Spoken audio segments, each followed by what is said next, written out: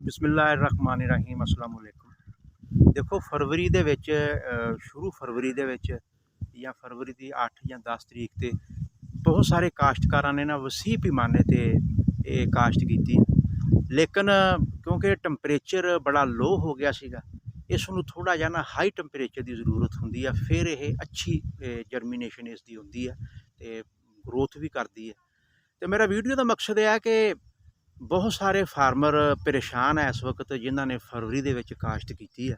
और उसकी जर्मीनेशन भी नहीं हुई और दोबारा हल चला के हुण नए सिरे तो काश्त कर रहे हैं।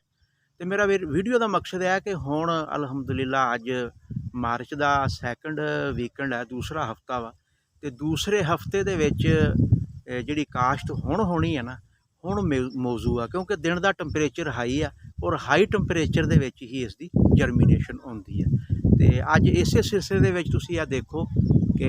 अज लेबर भी पिछे लगी हुई है, तो बीटी काटन की जिहड़ी है ना लगवाई, बीटी काटन असीं अज लगवा रहे हैं। तो इस दे नाल मेरा अज जिहड़ा मैं पैगाम देना चाहना वा किसानां नूं वो यही आ कि इस दे नाल मैं देसी टिंडा भी लगवा रहा वा, मतलब सब्जी की मतलब एक तीर दे नाल दो शिकार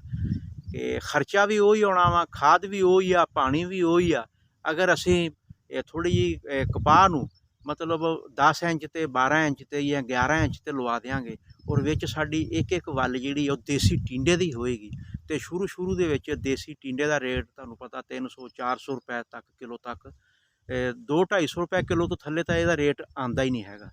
तो अल्लाह ताला दी ज़ात मेहरबानी करे किसान दे उत्ते, ते किसानां नूं अज यही मशवरा वा कि जिहड़े बीटी काटन ला रहे आ वो नाल देसी टिंडे का इस्तेमाल लाजमी करन, इस नूं लाजमी लगवाउण। एक मुनाफा बख्श फसल आ और 2.5-3 माह की शार्ट फसल हुंदी है ये, उस तो बाद कपाह जिहड़ी आ वो अपना हुशियार हो जाती है और कपाह की पैदावार भी अच्छी रह जाएगी और साडी टिंडे की काश्त जिहड़ी है ये भी मौजूद रह जाएगी। नैक्सट वीडियो तक असीं इजाजत चाहते हैं जी। अल्लाह हाफिज़।